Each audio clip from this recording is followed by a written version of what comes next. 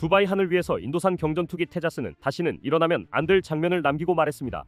2025년 11월 아랍에미리트 두바이 국제 에어쇼에서 테자스 MK1A가 적어도 롤 기동을 시도하던 순간 기체가 갑자기 중심을 잃으며 지면으로 곤두박질 쳤고 조종사인 인도 공군 윙 커맨더가 그 자리에서 목숨을 잃었습니다. 인도 정부와 힌두스탄 에어로노틱스는 사고 직후 기계 결함, 조종 실수, 항전 장비 고장 등 모든 가능성을 열어두고 조사에 착수했지만 추락 원인은 지금까지도 명확하게 규명되지 않고 있습니다. 문제는 이번 사고가 단순한 한 건의 추락이 아니라는 점이었습니다. 사고 직전까지 기체 하부에서 연료가 새어나와 바닥에 고이는 모습이 포착됐고 관계자들이 비닐봉투로 임시 처치를 하는 장면까지 공개되면서 국제 방산계는 충격에 휩싸였습니다. 이미 30년 넘게 개발해온 테자스는 국가 기술의 상징을 자처해왔지만 에어쇼 현장에서 벌어진 이 굴욕적인 장면들은 인도의 항공 기술력이 국제 기준에서 얼마나 뒤처져 있는지 적나라하게 드러냈다는 평가가 쏟아졌습니다. 해외 군사 매체는 30년 개발한 기체가 비닐봉투에 의존해야 한다면 이 프로젝트는 애초부터 잘못된 것이라고 비꼬기도 했습니다. 사고의 파장은 곧바로 수출 시장으로 번져나갔습니다. 인도는 아르메니아와 총 12억 달러 규모, 약 1조 7천억 원 상당의 테자스 전투기 패키지 수출 협상을 진행 중이었습니다. 이번 계약은 테자스의 첫 해외 수출이 될 수 있다는 점에서 인도 정부가 가장 공을 들이던 사업이었지만 사고가 발생한 지 단 며칠 만에 아르메니아는 협상 중단을 공식화했습니다. 추락 원인이 밝혀지지 않았고 인도 측의 설명도 일관성이 없다는 이유에서였습니다. 더 큰 문제는 테자스가 단순히 인도만의 기체가 아니라는 점입니다. 기체에 들어가는 레이더는 이스라엘 엘타 제품이고 헬멧 장착 조준기 전자전 장비 미사일 계열은 IAI, 엘빗, 라파엘 등 이스라엘 대표 방산 기업들이 공급하고 있습니다. 즉 테자스 수출이 무산되면 이스라엘 기업들까지 연쇄적으로 타격을 입는 구조입니다. 실제로 일부 이스라엘 매체는 테자스 사고는 인도만의 위기가 아니라 이스라엘 방산 수출 노선에도 충격을 줄 수 있다고 분석했습니다. 테자스의 문제는 이번이 처음이 아닙니다. 개발 기간만 30년, 그동안 총 20건 넘는 기체 결함 관련 보고가 쌓였고 공군 내부에서도 배치 후에도 매년 새로운 문제점이 발견된다는 불만이 흘러나오던 상황이었습니다. 게다가 핵심 엔진은 미국 G 제품을 그대로 쓰고 항전 장비는 이스라엘산, 기체 구조는 여러 국가의 기술을 섞어 만든 조립형 모델이라 정작 자국산 전투기라 부르기에도 민망하다는 지적이 많았습니다. 그러나 그 어떤 문제보다 치명적이었던 건 국제 신뢰의 붕괴였습니다. 두바이 에어쇼와 같은 글로벌 무대에서 벌어진 추락은 전 세계 잠재 고객들에게 테자스는 위험하다는 이미지를 강하게 각인시키기에 충분했습니다. 이번 사건을 계기로 테자스를 후보군에 올렸던 몇몇 국가들이 조용히 다른 기체를 검토하기 시작했고 말레이시아 경전투기 도입 사업에서 FA-50과 테자스 두 기체가 경쟁할 때 한국은 FA-50으로 승기를 잡았고 테자스는 고배를 마셨습니다. 그럼에도 인도는 중동과 동남아시아 지역에서 꾸준히 테자스 수출을 추진해왔고 이 지역은 동시에 FA-50을 포함한 한국 방산의 주요 고객 후보들로 채워져 있었습니다. 하지만 두바이 에어쇼에서 테자스 추락 사고가 터지고 안전성과 신뢰성 문제가 국제적으로 부각되자 분위기는 급변했습니다. 이런 흐름 속에서 중동, 동남아 일부 바이어들은 전투기의 성능과 안정성도 중요하지만 무엇보다 신뢰가 우선이라는 현실적인 판단을 내리며 KF-21로 시선을 돌리기 시작한 것이지요. 실제로 2025년 중반 이후부터 KF-21에 대한 해외 반응이 눈에 띄게 달라졌습니다.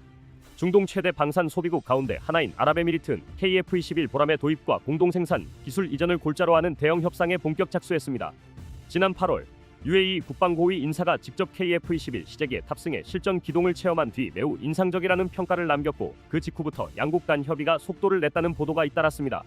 더 나아가 2025년 11월 한국과 UAE는 무려 150억 달러대가 넘는 방산 패키지 협상 가능성을 언론에 공개하며 사실상 양국 간 KF-21 중심의 공동방산 동맹 구축을 공식화했습니다. 단순한 기체 판매를 넘어 현지 조립과 기술 이전, 공동 수출까지 염두에 둔 이 제안은 중동 방산지 UAE에 국한되지 않습니다. 동남아시아와 북아프리카, 중동 일부 국가들 사이에서 KF-21을 두고 물밑 논의가 급격히 늘고 있다는 분석이 방산업계에 퍼지고 있으며 이미 일부 국가는 FA-50 운용 경험을 바탕으로 KF-21을 상위 플랫폼으로 검토 중이라는 보도도 나왔습니다. 이유는 단순합니다. KF-21은 4.5세대 이상급 성능과 쌍발 엔진 기반의 높은 생존성, 그리고 무엇보다 합리적인 유지비와 운용비용이라는 가격 대비 성능의 균형을 갖추고 있습니다. 특히 사막 기후나 고온고습 환경에서 운용해야 하는 중동 아세안 지역 국가들에게는 비싼 5세대, 구식 4세대 사이에서 가장 현실적인 대안이라는 평가를 받고 있습니다. 게다가 여러 국가들이 최신 미사일 전자전 장비를 통합한 KF-21을 F-16급기, 5세대 미만 갯매움, 수출용 스위스팟으로 보고 있다는 점이 크게 작용하고 있습니다. 테자스 추락 이후 가장 민감하게 반응한 국가는 다름 아닌 인도네시아였습니다. 인도네시아는 한국과 함께 KF-21 공동개발을 진행하는 유일한 파트너국이었지만 수년 동안 분담금을 체납하며 사실상 사업 의지를 보여주지 못한 상태였습니다. 한국이 수차례 공식 비공식 경고를 보냈음에도 인도네시아는 금융난과 내부 정치 변동을 이유로 분담금 납부를 미루기만 했고 양국 간 신뢰는 이미 한계선까지 치달은 상황이었습니다. 그런데 두바이 에어쇼에서 테자스가 추락하고 중동 동남아 곳곳에서 KF-21을 향한 관심이 폭발적으로 증가하자 인도네시아 정부는 갑자기 태도를 바꾸기 시작했습니다. 동남아 주변국들까지 KF-21에 눈을 돌리자 인도네시아는 뒤늦게 분담금을 전액 완납하겠다며 한국에 협력 재개를 요청했고, 심지어 고위 국방 관계자가 직접 KF-21 참여는 인도네시아에게 전략적 사명이라고 강조하는 발언까지 이어졌습니다. 하지만 한국의 반응은 단호했습니다. 단순한 분담금 문제가 아니라 수년간 누적된 신뢰 문제가 더 본질적인 문제였기 때문입니다. 한국방위사업청과 국방당국은 인도네시아의 오락가락 태도, 금융지원 약속 불이행, 기술 이전 조건 협상 지연 등이 반복된 점을 지적하며 인도네시아의 재참여 요청을 공식적으로 거부했습니다. 한국 측이 판단한 건 명확했습니다. 이제는 더 이상 불안정한 파트너와 KF-21 미래를 함께할 수 없다는 결론이었습니다. 그 결과 인도네시아는 스스로 공동개발국 지위를 잃게 되는 초유의 상황을 맞이했습니다. 분담금을 완납하겠다는 입장을 밝혔음에도 이미 늦어버린 신뢰는 회복되지 않았고, 인도네시아는 사실상 KF-21 개발에서 완전히 배제되는 처지가 되었습니다. 인도네시아 내부에서는 국가 전략의 대실패라는 비판까지 터져나오며 이번 사태가 군사력 현대화 계획에 결정적 손실을 남겼다는 평가가 확산되고 있습니다. 아이러니하게도 인도 테자스 추락은 세계 무대에서 한국 KF-21 위상을 단숨에 끌어올리는 기폭제가 됐습니다. 중동은 물론 동남아시아까지 KF-21을 향한 관심이 오픈런 수준으로 확산됐고, 주요 바이어들은 성능, 안정성, 가격 3박자를 모두 갖춘 KF-21을 차세대 표준 전투기로 지목하고 있습니다. KF-21 자체가 이미 압도적 기술력과 현실적 운용 비용이라는 두 가지 핵심 요소를 모두 갖춘 전례 없는 차세대 플랫폼이기 때문입니다. KF-21이 해외에서 가장 높게 평가받는 지점은 무엇보다도 기술적 완성도입니다. 현재 블록원 기준임에도 불구하고 기체는 이미 스텔스 기반 외형 설계와 저피탐 구조를 채택했고, 한국이 독자 개발한 A사 레이더와 차세대 전자전 체계가 탑재되면서 4.5세대 전투기 중 최상위권 전력으로 분류되고 있습니다. 특히 한국군의 실전 운용 노하우가 그대로 반영된 센서 소프트웨어 통합 기술은 전장 전체를 하나의 네트워크로 묶는 고급 전투 개념을 가능케 하며, 해외 전문가들 사이에서는 KF-21은 F-16의 업그레이드판이 아니라 F-35 이전 단계의 새로운 기준점이라는 평가까지 나오고 있습니다. 우수한 성능은 라팔이나 유로파이터 같은 고가 전투기와 견줄만 하지만 유지와 운용 측면에서는 훨씬 현실적입니다. 이는 전투기를 오랜 기간 운용해야 하는 중동과 동남아 국가들에게 결정적인 장점입니다. KF-21은 쌍발 엔진 기반의 높은 생존성, 장거리 타격 능력, 정밀 유도무기 호환성과 같은 실전 운용 요소들을 고루 갖추고 있으면서도 F-35 대비 도입 비용이 절반 이하, 유지비는 3분의 1 수준으로 알려져 있습니다. 성능은 상위급인데 가격은 중간 수준이니 해외 구매국들이 이런 전투기는 본 적이 없다고 반응할 수밖에 없는 구조입니다. 여기에 한국산 플랫폼 특유의 납기 신뢰도까지 더해지며 KF-21의 경쟁력은 더 강력해지고 있습니다.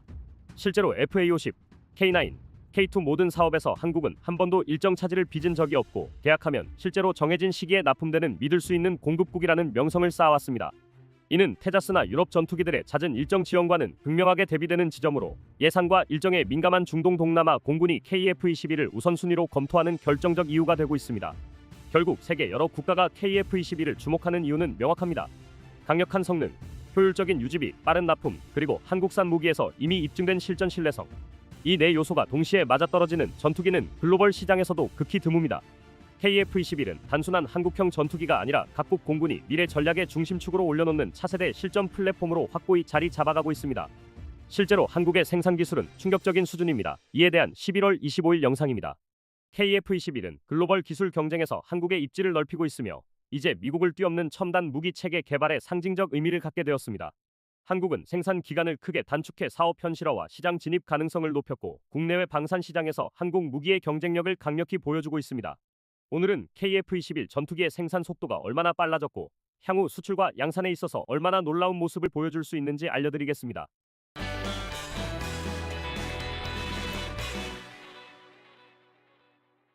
한국항공우주산업 카이가 최근 공개한 KF-21 보람의 전투기 양산 현황이 방산 업계를 크게 뒤흔들고 있습니다. 공개된 자료 속 생산 속도는 기존 상식을 뛰어넘는 수준으로 KF-21이 단순히 양산에 들어갔다는 차원을 넘어 세계 전투기 제조 패러다임 자체를 흔드는 속도 혁신을 보여주고 있습니다. 내부 분석에 따르면 현재 KF-21의 양산 속도는 하루 평균 1.7기에 달하며 이를 연 365일로 환산하면 약 620기 규모의 생산 능력에 해당합니다. 실제로 연중무휴로 생산을 가동하는 것은 아니지만 이 숫자가 의미하는 것은 분명합니다.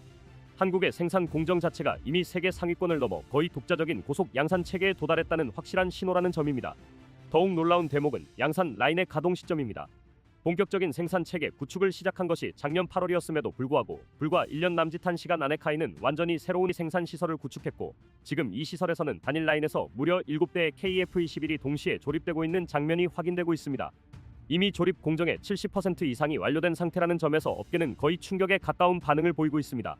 세계 최강의 전투기 제조사로 꼽히는 미국 로키드 마틴조차 F-35를 개발한 지 13년이 지난 지금도 연간 약 130대 수준을 생산하는 데 그치고 있다는 점을 고려하면 한국이 보여주고 있는 양산 속도는 이미 경쟁이 아니라 추월 단계에 들어섰다는 평가를 받기에 충분합니다.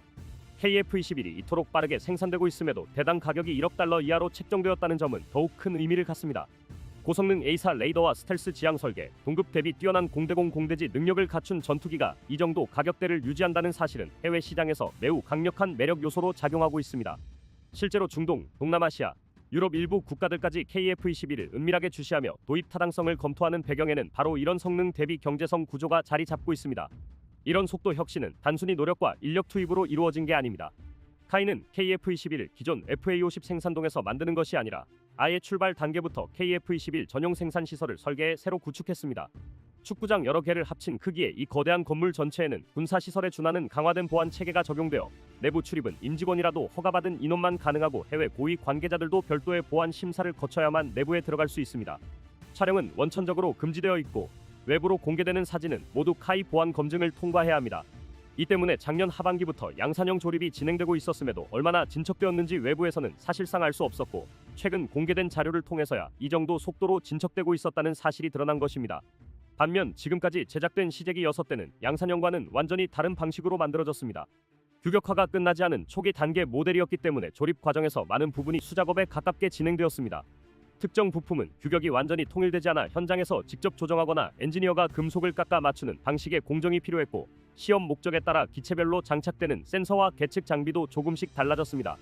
때문에 시제기 단계는 제작에 가까운 성격을 가졌고 지금의 양산형은 표준화된 대량 생산 체계로 완전히 전환되었다는 점에서 생산 속도의 차이가 극적으로 나타난 것입니다.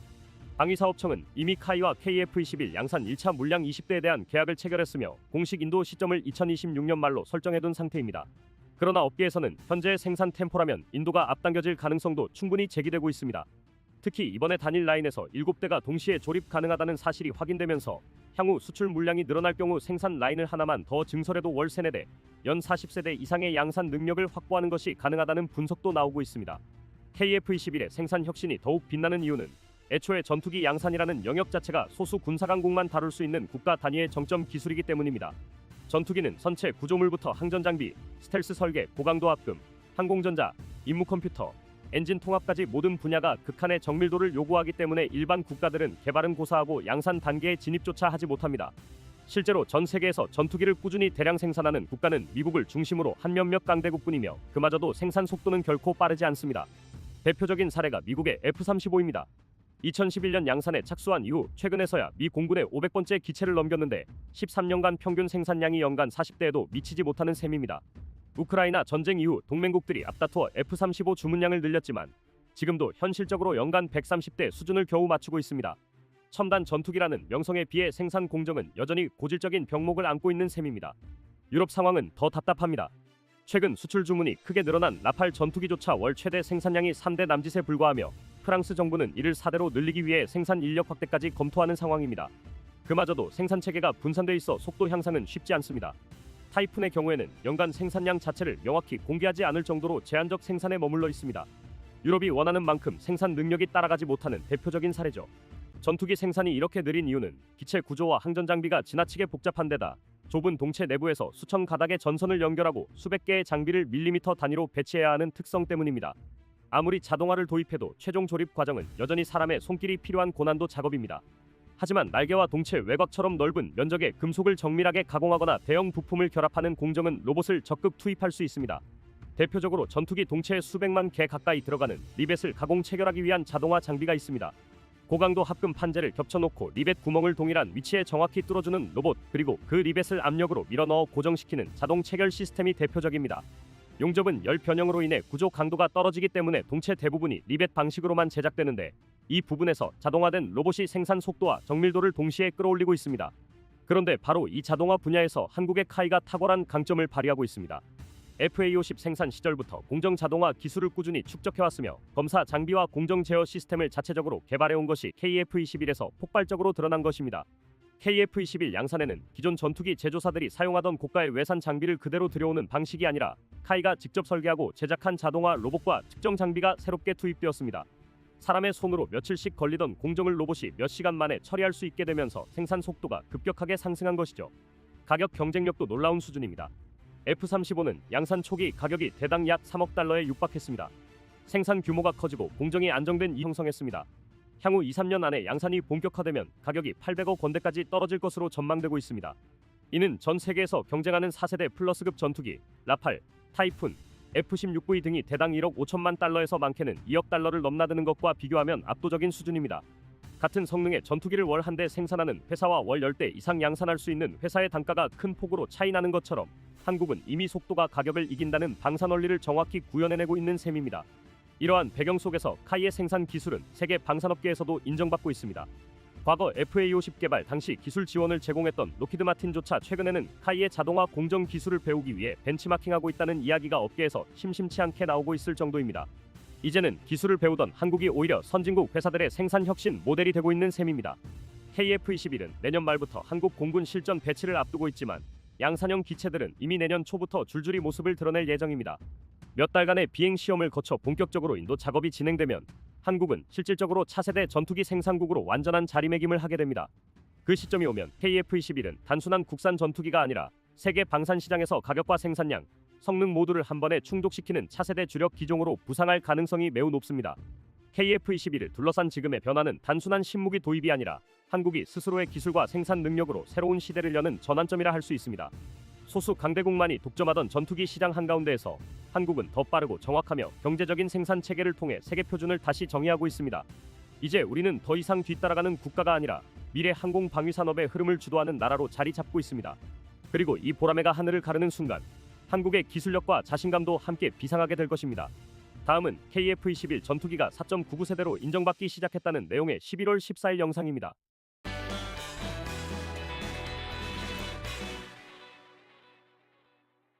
손성락 공군총장은 지난 5일 경남 사천기지에서 직접 한국형 전투기에 탑승해 화제되었는데요. 당시 한국산 전투기를 4세대보다 5세대에 가까운 명품 전투기라 평가하며 화제를 모았습니다. 오늘은 손 총장과 미국의 반응을 모두 F-21 보람의 전투기의 조종석에 올랐기 때문입니다. 그날 아침 그는 시험비행 조종사 강주훈 소령과 함께 활주로에 섰습니다. 비행 전 총장은 항전 장비와 비행 제어 시스템, 엔진 개통 등 항공기의 모든 구성 요소를 세밀히 점검하며 개발진들과 기술적 질의를 이어갔습니다. 이어 오전 10시 37분 두 사람을 태운 보람에는 힘찬 굉음을 내지르며 활주로를 박차고 올랐습니다. 이날 비행은 약 1시간 동안 진행됐습니다. 손 총장은 상승, 급선회, 고속비행 등 각종 고난도 기동을 직접 수행하며 KF-21의 비행 안정성과 엔진 반응성을 몸소 체감했습니다. 특히 국산 기술로 개발된 능동위 상배열 레이더의 탐지 능력을 직접 시험해보며 최대 탐지거리와 신호 처리 속도가 기대 이상이라는 평가를 내렸습니다. 또 KF-21에 탑재된 가상훈련 체계를 활용해 중거리 공대공 미사일 미티어와 단거리 공대공 미사일 AIM-2000을 가상 운용, 적기를 격추하는 시뮬레이션을 실시간으로 진행했습니다. 이는 단순한 조종이 아니라 실제 공중전 환경에서의 전투 데이터까지 직접 검증한 고난도 실험이었습니다. 손성락 총장은 착륙 직후 기자단 앞에서 솔직한 소감을 전했습니다. 직접 비행을 해보니 상상 이상이었습니다. 지금까지 제가 경험했던 어느 4세대 전투기보다 기동성과 반응성이 탁월했습니다. 두 엔진이 만들어내는 폭발적인 가속력, 매끄러운 제어감, 그리고 항공전자 장비의 정밀함은 그야말로 감동적이었습니다. 이 전투기는 4세대의 발전형이 아니라 5세대에 근접한 명품 전투기라 자신 있게 말씀드릴 수 있습니다. 그는 이어 20년 전 F-15K를 도입할 때만 해도 우리 손으로 만든 전투기를 직접 몰 날이 오리라고는 상상조차 못했다며 오늘 그 꿈이 현실이 되었다는 사실이 믿기지 않는다. 말로 표현할 수 없는 감동이었다고 전했습니다.